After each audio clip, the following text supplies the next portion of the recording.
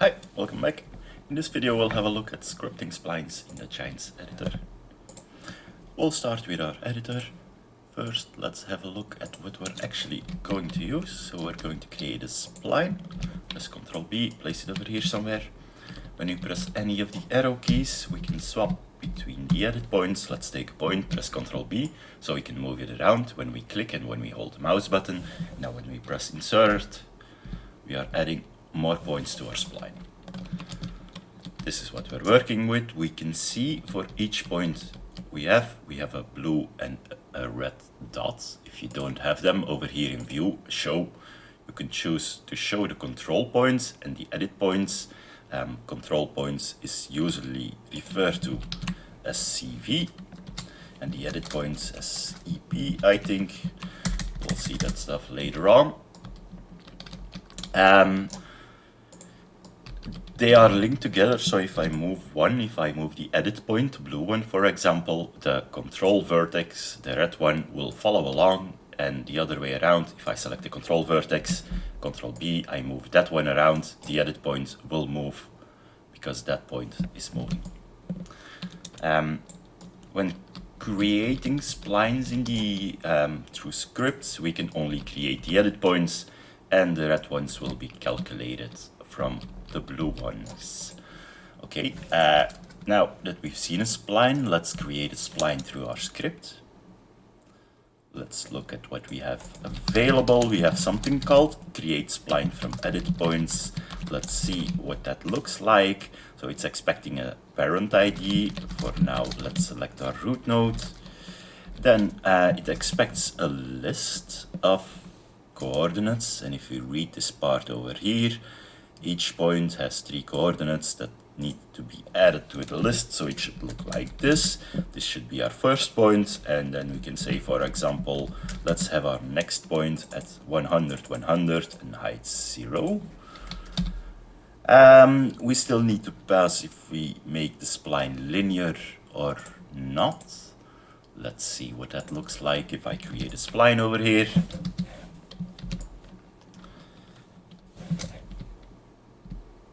This is the default. If I duplicate the spline, place it over here.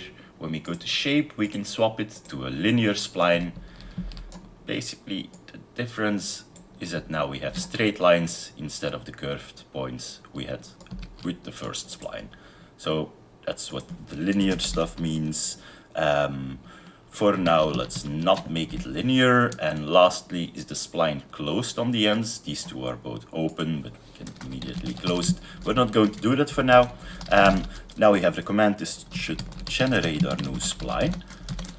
But once we run it, it immediately gets added over here. So let's look at what we created. I ran the script by pressing Shift Enter. Let's look at our spline. Let's place it over here. And we see we have the first point at 0. We're not seeing anything because we have the complete spline selected. Maybe I shouldn't have moved it. Let's Ctrl Z and go back to the original position. We see we have an object at 0. And at 0, let's look at it. It's at 0.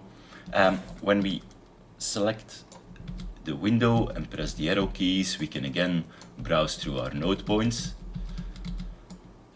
So let's look at our first point. When we scroll down over here, you can actually see the translation of the editing point that we have selected, which is at 0. When we press the left arrow key, the endpoint is selected, and we can see the endpoint is at 100, 100. This is nice, but now we have a problem. If we select our spline and we place it somewhere else, the editing points aren't at 100, 100 anymore. Maybe we'll skip that for now. We'll look at that later on. For now, let's create another spline, but now instead of 0, 0, 100, 100, let's use a reference we have from our scene itself. So let's create our point A. And let's create another point B.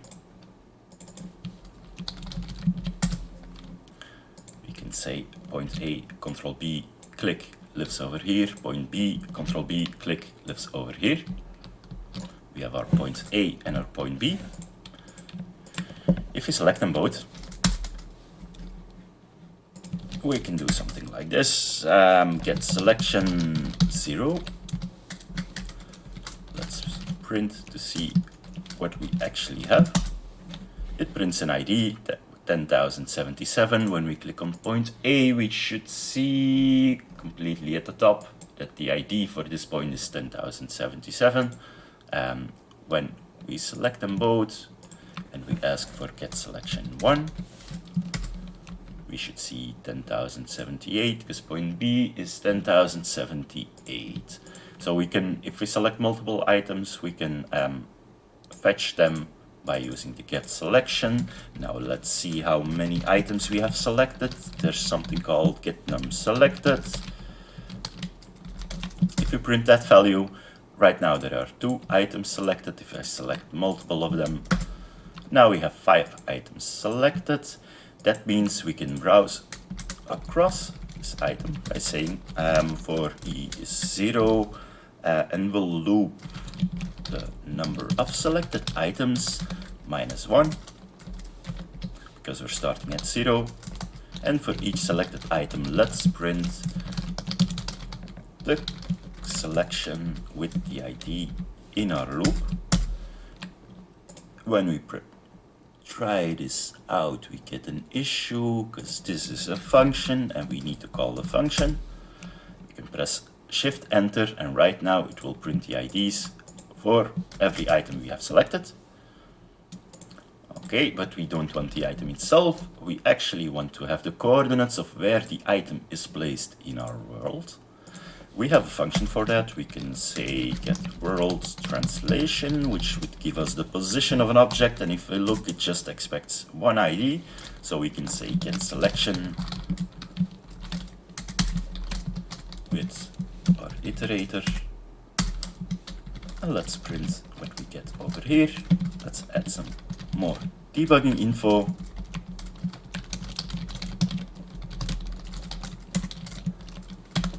Let's run our script again with Shift Enter.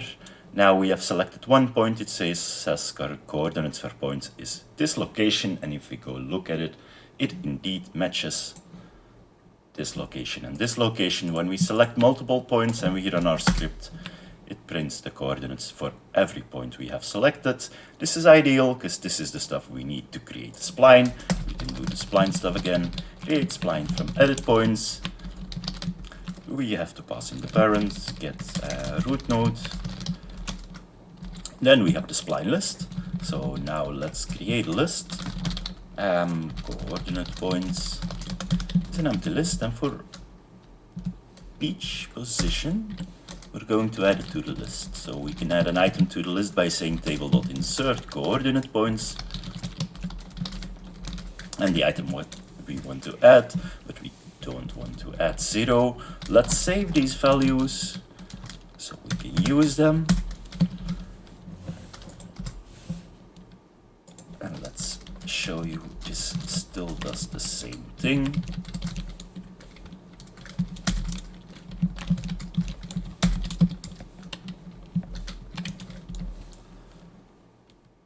Over here we're going to add all the values. That was wrong.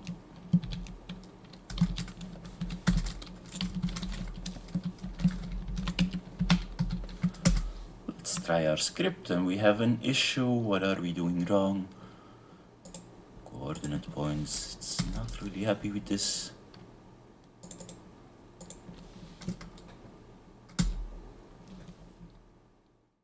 Get root node, we're doing something wrong over here.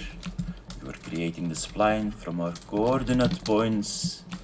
Let's copy paste that so we don't make any typo. We're going to do false, false. Let's save it in an object. Rerun our script. Now, when we have these 2 points selected, remember this one over here and this one over here. Now we generated a spline. Our spline is located over here at 0, 0, 0. That's a little bit strange, but our spline has 2 points at the 2 locations we have selected. If I select this one as well. Let's select those three objects. Let's run our script again. Now we have a spline. When we select the spline, I'll move it up a little bit so we can see it. It includes the 3 points that we have selected in our objects. Let's remove these splines. This is looking interesting. Let's swap this out to make it linear and also close the spline, because right now that means we have a point AB. Let's add another one called C. When we select them all, maybe we'll need to move C over here. This is point A, B, and C. So they're making a triangle. When we select them all, when we run our script again, we get a spline outlining our 3 points, but it's still in the wrong position. So let's fix the position first. Why is that happening? When we are creating the spline, we actually have to enter world coordinates. We're doing that correctly. But now, once the spline is generated, actually we want the spline object itself to be at the start point of the spline, so we can move it over there. Let's do that, set world position, translation, sorry, for our generated spline. And the position should be our first coordinate point. How are we going to do that? Let's save it beforehand. Let's call it our root.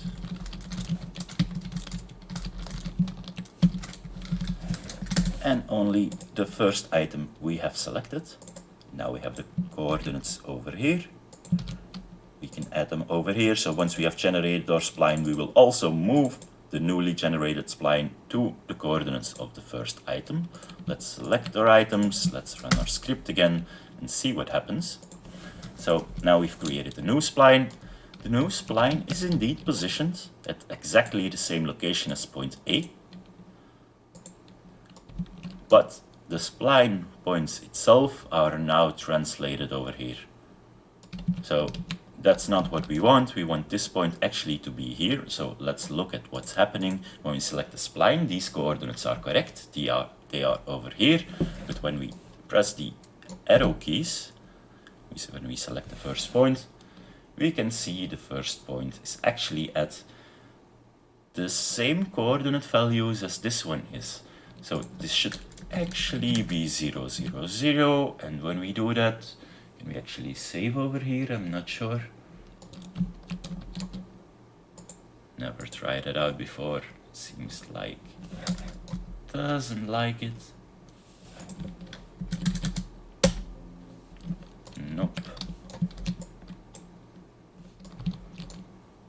Okay, so we can't edit it through the editor, doesn't matter. So I need to shift enter over here. What do we need to do? We need to translate these coordinates to be local to the new transform we are creating over here. Now, how can we do that? We can say we're going to give you world coordinates, and I want you to translate those coordinates to something local. So we need to pass in which local object it's going to be. That is probably going to be our spline. And then we need to pass in the coordinates. But now we have a problem because we only generate our spline at the end. And over here we need to pass in an object. So we actually need an object. So let's create one local generated container, for example. Let's call it a transform group.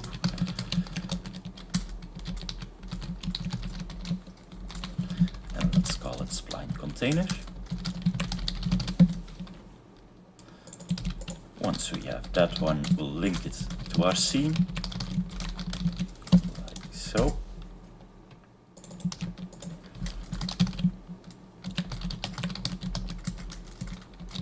We'll also move it to our correct coordinates that we saved over here.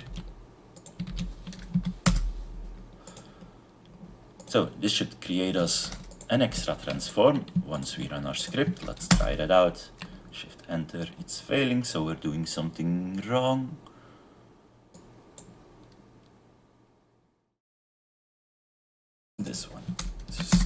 going to work. Let's try it again. Okay, so now it's working again. It's creating a new transform and it's creating our spline. Now we want our spline to be in the new transform instead of in the root. But now we have our transform.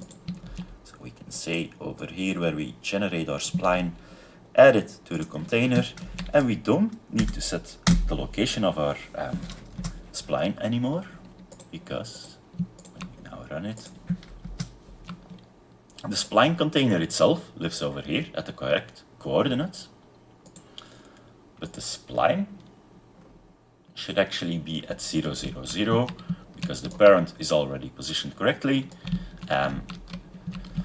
So this works. Now we have a new parent transform with our spline in it. Now we can move the coordinates over here. We can say those values we had would be world to local for our new generated container. Let's copy paste that.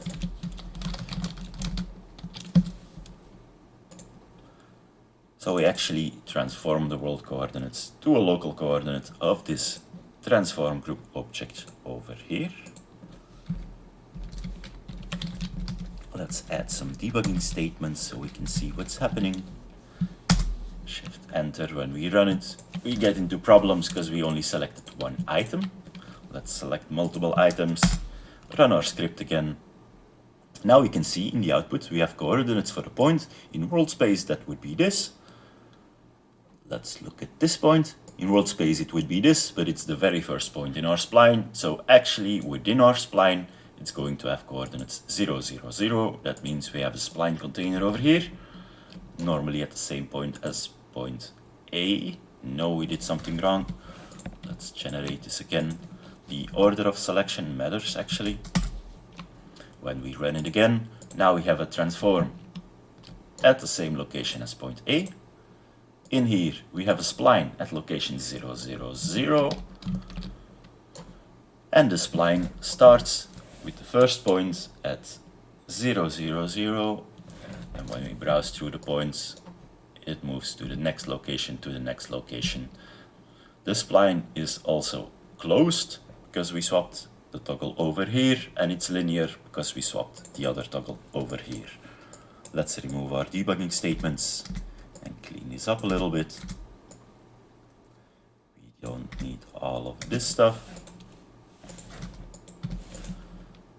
Let's see if our code still works. If we select our three objects and we press Shift Enter, it generates our spline for us. Perfect. Now we can select these points, but another useful implication, another use case for what we just created would be to work with fields. I'll see if I have some fields available. I have one field. Let's have a look how it looks. Okay, it's over here. Let's move it somewhere else. This is our field.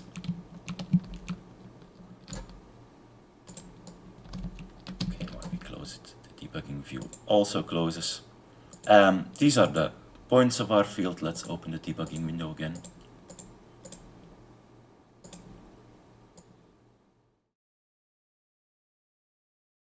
It's not working. Okay, here we are. These are our field points. Now, when we select all the points and we run our script again from earlier, a new transform is created as we expected, and within that transform starts over here, and within that transform there is a spline. Let's hide the debugging view again.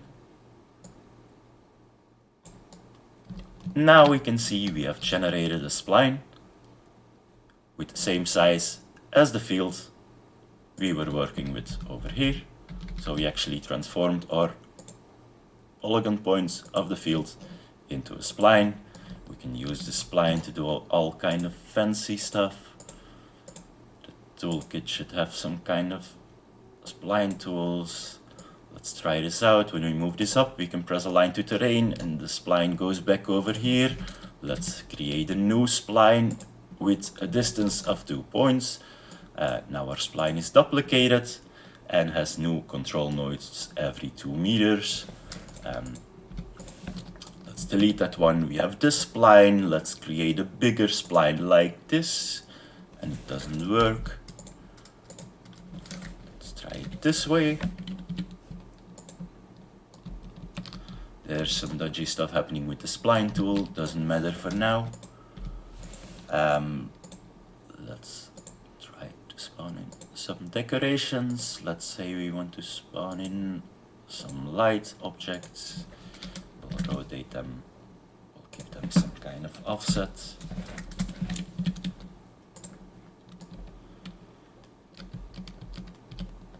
Maybe not the best object, but you get the idea.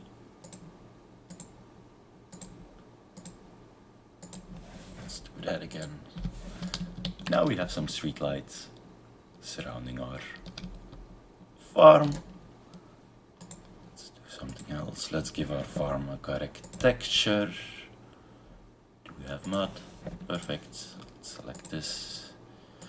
Okay, the tool is warning us you don't have any spline selected, so let's select our created spline. Let's say texture. Now we have some mud border around our fields.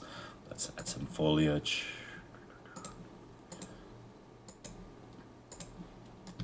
All the cool stuff you can do anyways with the splines.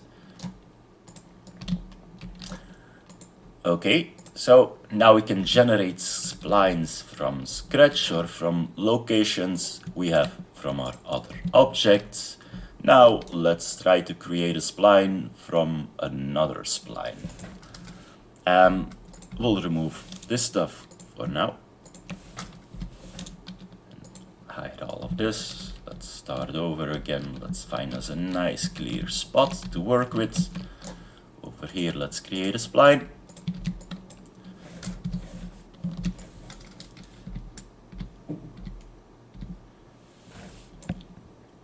One, two, three, 4, 5, 6. So we created a spline with 6 editing points. Let's do something with that. We don't need this script anymore. Let's capture our spline. We'll try to only select one item each time, and that should be the spline. Let's see what we can do. When we do get spline, we get some options of what we can ask of the spline. What would be or might be interesting is get spline number of control vertices. Let's try that out. It expects some parameters. It expects a spline object. So we'll select our selected spline. Let's print it out to the console. So now we know our spline has 7 control vertices. 1, 2, 3, 4, 5, 6. That's kind of strange. We're off by 1.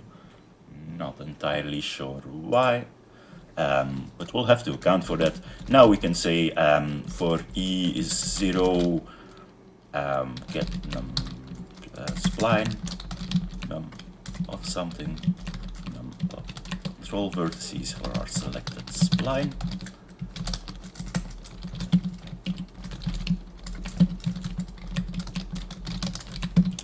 This was off by 1, so let's correct for it. When we press enter with our spline selected, we should see 1, 2, 3. Let's add the ID. Okay.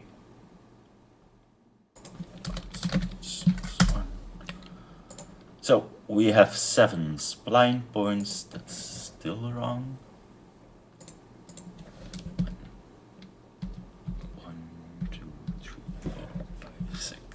7. I was missing a point. We actually have 7. Okay, so this is then correct. For each point, let's try to find something about the point, because right now each thing we're looping through is one of those dots. So the first one should actually have this position. Maybe we can fetch that from code. Let's see what we have. Get spline. CV looks interesting. What does it expect? A spline. We know we are working with the selected spline and an index. Luckily, we have an index already. Local something. What is this going to return? This is going to return three float values, which are coordinates. Great, so we can say point X, point Z should be that. Then we can print those values.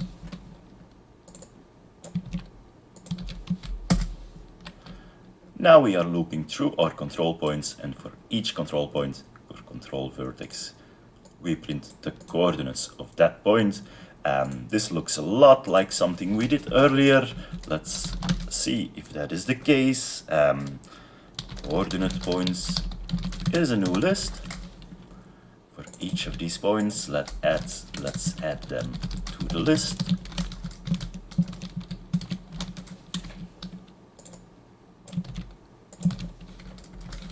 And at the end, let's say create spline from edit points. Our root node is going to be the root node, and the edit points are these ones. False, don't care about that for now. Let's see what our script does. Wrong number of arguments to insert, because this is wrong. We need to add each point separately.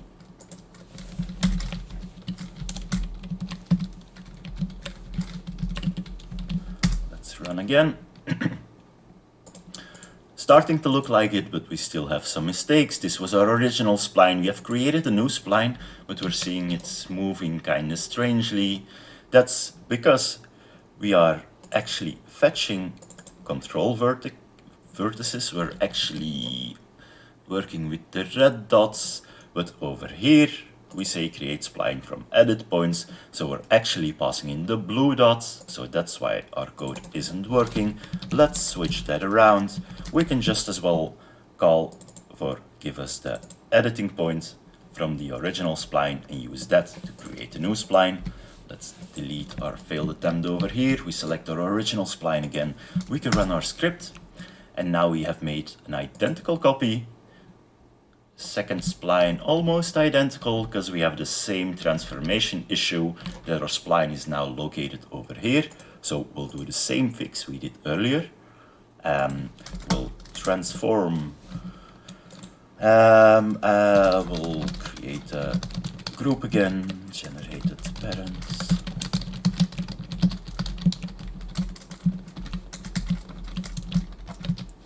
Spline transform. We had to world translation, position the object correctly in the world, and we had the root coordinates.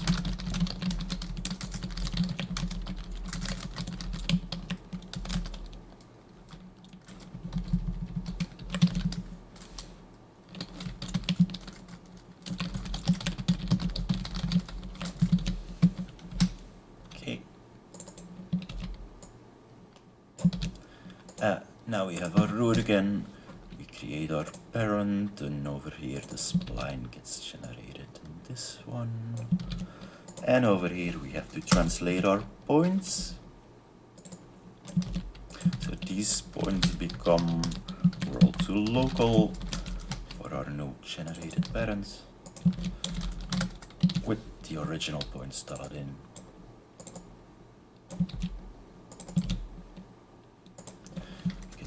This debugging statement, let's press Shift Enter and see why our code fails. Set world translation. And this one is failing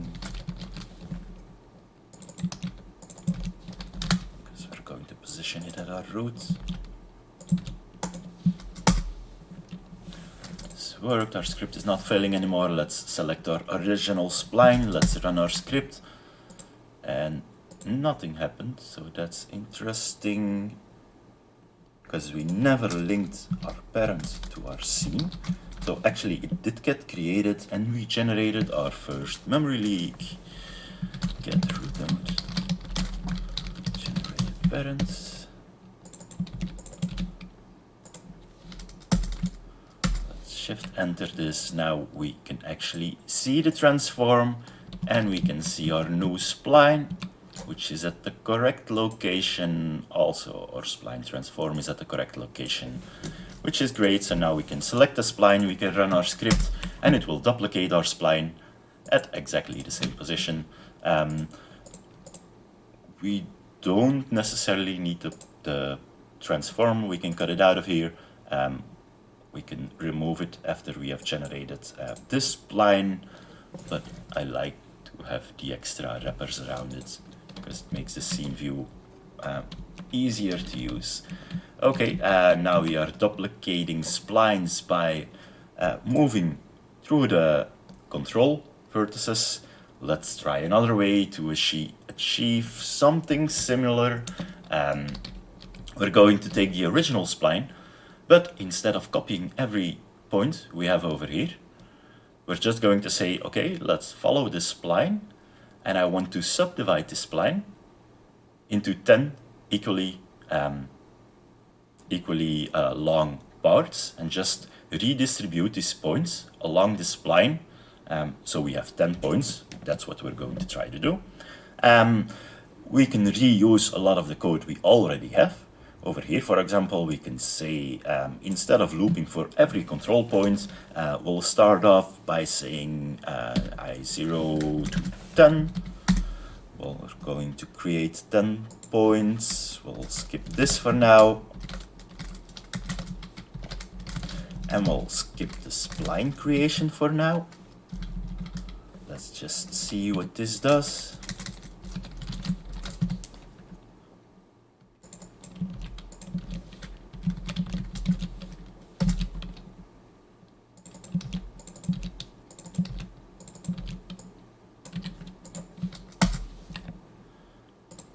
They're all empty. What are we doing wrong?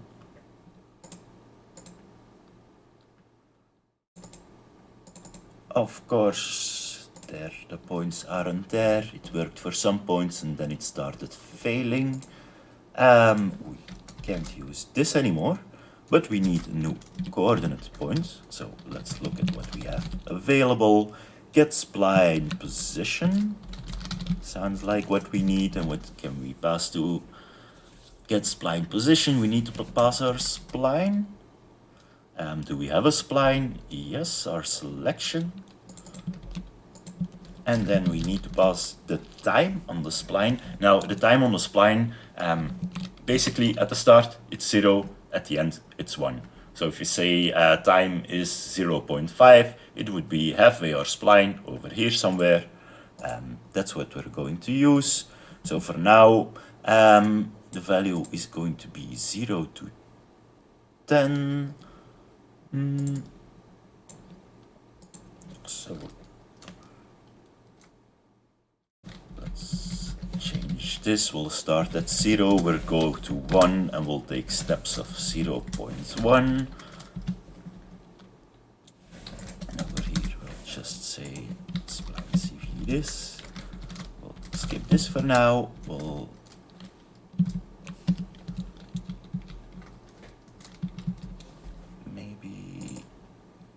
get it working a little bit, and this should be the I value. Let's try it out, and we're getting some strange results already, but I'll show you over here. So I actually expect values now. It should start with 0, then it should be 0.1, then it should be 0.2, all the way up to 1. When we run it, we can see it starts off great, 0, 0, 1, 0.2, but then trouble starts arising. These are floating point errors. I'm not really sure if this is Lua or it's the Giants engine, but this is something I see a lot in Farming Simulator. It's the same effect when you have the production points and you need to fill them with, for example, 1,000 liters of wood. You pass in 1,000 liters of wood and it doesn't work because actually it only has 0.999999, and you have to add one more extra to fulfill the conditions. That's all because of the rounding errors. Not the biggest problem. As long as we know it's happening, we can work around it. So over here, we're going to say, let's count from 0 to 1. And only use integers. So we have that. And now for each EI, we can say divided by 10, I guess. What's going to happen? This already looks a lot better.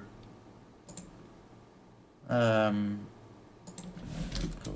to 9 over here. So we have exactly 10 points. Let's see how the positions look like.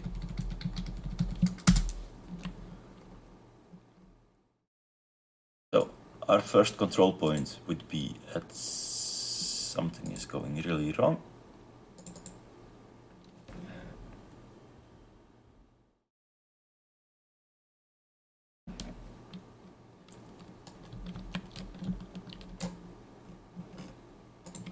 Remove this and retry our test to see what we are doing wrong. If we select this and we generate our spline, we see the first control point is working great.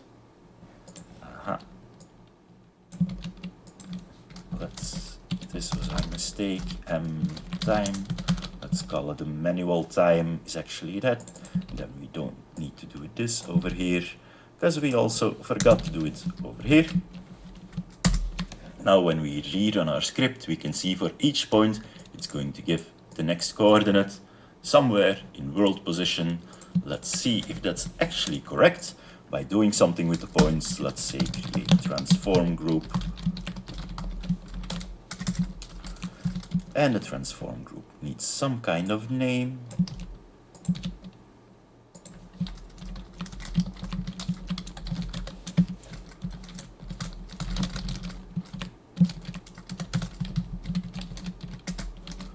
Let's give it a position. Set world translation for our object to the points we generated. Let's run this. This is obviously not working because we still need to link our transforms to something. Let's add them to our generated parent. Let's rerun it. Now when we run our script, we actually get a transform. This should be at the first point on our spline, and every point is going to move along 1/10 of the spline until we have the last point, and this is actually 10. Can I run it again? No, it wasn't. Yes, it was, but you need to select the spline. Let's remove this all. Select our spline, rerun our script. This works, except for the last point, which is interesting.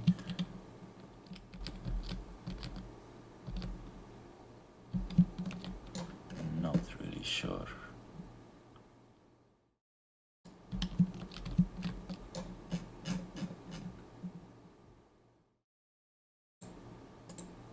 It does look correct. So we'll keep it for now. Okay, now we can, we're not duplicating the spline yet. That's what we were trying to do.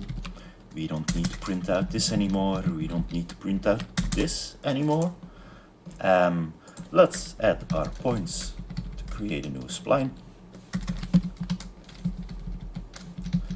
Also create our new spline itself. And let's see what happens. Now we get our new spline transform group. Let's close this. With a lot of points, but also a new spline at the correct position.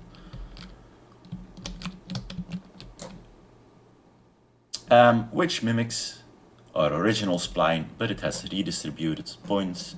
I don't need this anymore. Let's remove that. We only need the resulting spline. It's a little bit bigger so we have everything on screen. We can run it again. Maybe we should clear up out over here. We have one spline. We select our script.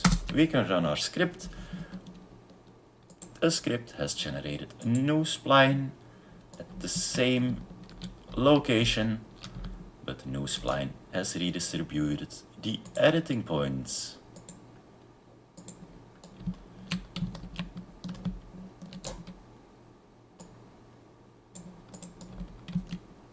So that's it for the basics of splines. A lot more stuff to discover. Anything that has spline in the name you can use. The direction is really useful to know where the spline is pointing at a specific point. And a lot of other stuff you can do with it. Have fun!